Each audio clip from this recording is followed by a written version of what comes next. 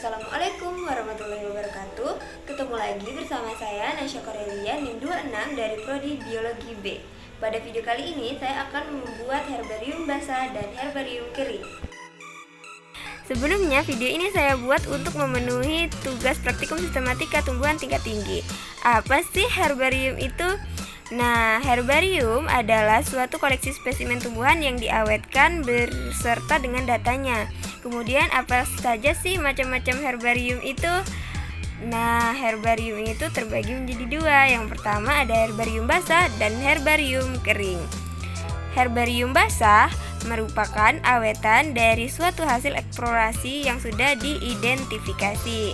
Kemudian untuk herbarium kering sendiri merupakan koleksi tumbuhan yang telah dikeringkan dan disusun pada sebuah kertas. Nah, bagaimana? Apakah teman-teman penasaran dengan cara pembuatannya? Mari kita simak. Untuk herbarium kering, alat dan bahan yang digunakan, yang pertama ada alkohol 70%, ada gunting, ada lem salasiban, kemudian ada sampel yang akan dijadikan herbarium keringnya, lalu ada kardus, ada kertas koran, kemudian ada plastik. Nah, bagaimana sih langkah kerjanya? Yang pertama, disediakan kertas koran, kemudian diletakkan sampel pada kertas koran tersebut. Sebelumnya kertas koran harus kita sesuaikan dengan ukuran dari sampel yang kita gunakan. Kemudian sampel yang telah kita letakkan di atas kertas koran tadi kita beri lem pada bagian yang kira-kira nantinya akan bergerak dan terlipat. Untuk daunnya sendiri usahakan ada daun yang tampak depan dan tampak belakang sehingga nanti kita bisa melakukan perbandingan. Kemudian kita semprot dengan menggunakan alkohol 70%. Penyemprotan ini dilakukan merata ke seluruh bagian tubuh dari sampel yang kita gunakan, termasuk dari setiap bagian dari kelopaknya serta putik-putiknya. Lalu setelah disemprot, maka kertas koran tadi kita lipat. Pelipatan ini dilakukan sambil kita pastikan bahwa bunga tidak terlipat. Kemudian setelah dilipat kita semprot lagi dari luar menggunakan alkohol 70%. Kemudian kita lipat lagi, lalu kita semprot lagi nih menggunakan alkohol. Nah, tujuan penyemprotan berulang ini adalah agar alkohol tidak habis meresap ke kertas karton, melainkan juga meresap pada sampel yang kita gunakan. Kemudian letakkan di atas kertas koran yang telah kita sediakan nih teman-teman.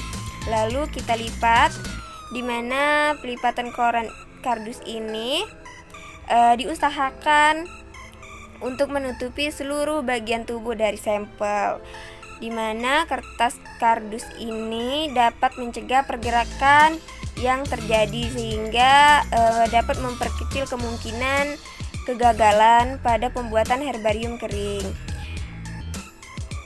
Agar sampel di dalam kertas koran tidak bergerak, maka kita lem kardus di segala sisi hingga kita dapat memastikan bahwa sampel di dalam kardus ini tidak dapat bergerak dan patah, karena itu dapat menyebabkan kerusakan pada sampel.